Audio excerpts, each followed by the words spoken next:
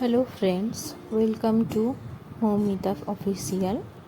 আজকের recipe 2 years বেবির জন্য ঝিঙে আর আলু দিয়ে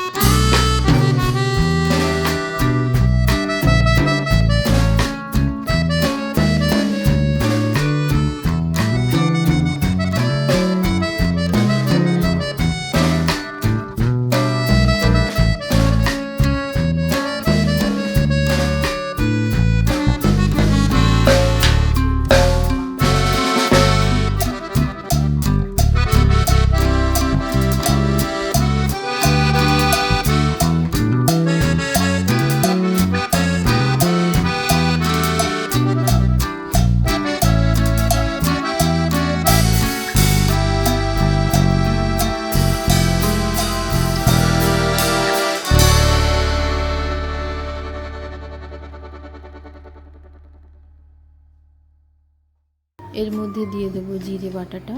যেই জিরে বাটাটা আমি রেখেছিলাম, আমি এখানে কোনো গুঁড়ো মশলা ইউজ করব না, কারণ যেহেতু এটা ছোট বাচ্চার জন্য বানাচ্ছি।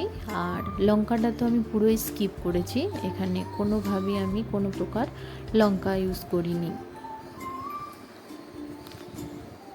কারণ যেহেতু বাচ্চারা লঙ্কা ঝাল খেতে পারে না, লঙ্কাটা পুরো স্কিপ করেছি। জিরে বাটাটাকে দিয়ে নেড়ে চেড়ে একটু ভেজে নেব। তারপরে আমি এর মধ্যে দিয়ে দেব আলু আর ঝিঙেটা।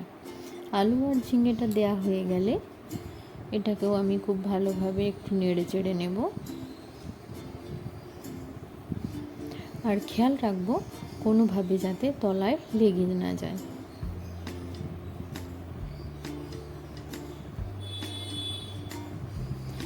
বেশ কিছুক্ষণ নাড়ার পরে তারপরে আমি এর মধ্যে দিয়ে দেব ঝিঙে আর আলুর যে সেদ্ধ জলটা রেখেছিলাম সেটা। জলটা দিয়ে আবারও খুব ভালোভাবে নেড়ে চেড়ে নেব।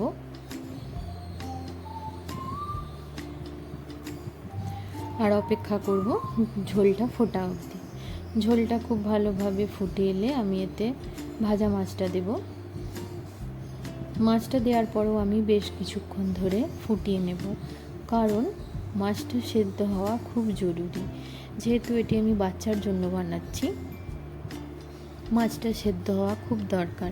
মাছটা ভালোভাবে সেদ্ধ হলে বাচ্চার খেতেও সুবিধা হবে, সেই জন্য মাছটা আমি দিয়ে বেশ কিছুক্ষণ ধরে ফুটিয়ে নেব।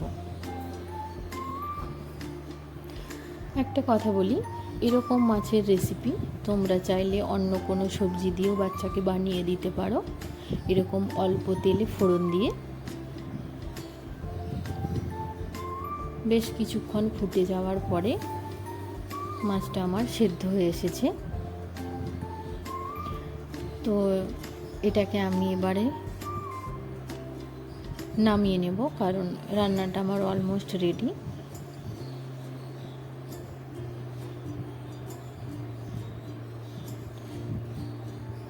রান্নাটাকে আমি নামিয়ে নেব।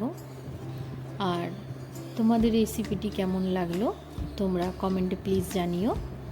আর তোমাদের বাচ্চাদেরও এরম রেসিপি বানিয়ে খাইও, এটা স্বাস্থ্যের জন্য খুবই ভালো। তোমাদের যদি এই চ্যানেলটি ভালো লেগে থাকে, আমার রেসিপি ভালো লেগে থাকে, তোমরা লাইক করো, কমেন্ট করো, শেয়ার করো। তো আজকের মতো এই পর্যন্তই, আবার দেখা হবে অন্য কোনো ভিডিওতে। সবাই ভালো থেকো, সুস্থ থেকো। আজ এই পর্যন্তই, টাটা।